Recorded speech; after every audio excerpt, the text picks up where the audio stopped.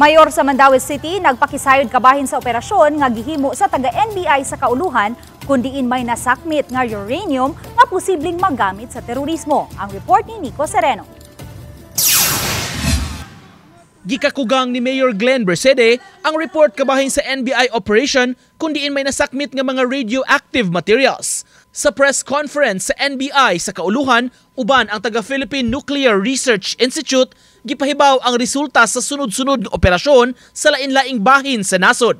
Nasakmit ang gipamaligya sa dark web nga giingong precious metals apan nasuta nga nag-contain og uranium isotopes. Matud sa NBI, ang depleted uranium mamahimong magamit nga source material para sa nuclear weapons. Bantayanan sab ang radioactivity og toxicity sa mga na-expose niini.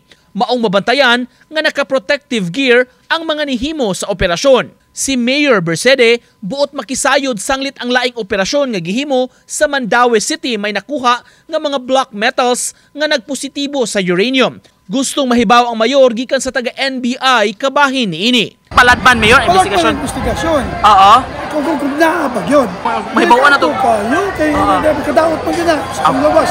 Samtang sa interview sa telepono, gipahibaw sa Regional Director sa NBI 7, Attorney Renan Oliva, nga ang taga-Central Office ang nangunay sa maong operasyon.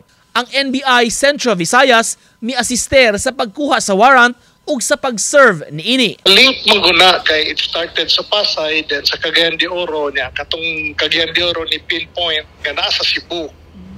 So nagkunik-connect ni ba niya katong sa Cebu ni pinpoint sa Pasay. Sa Dagupan. Okay. Pero ang simple ba? Ang Cebu RD Mandaue RD no particularly? Naana. Nico Sereno. Balitang Bisdak.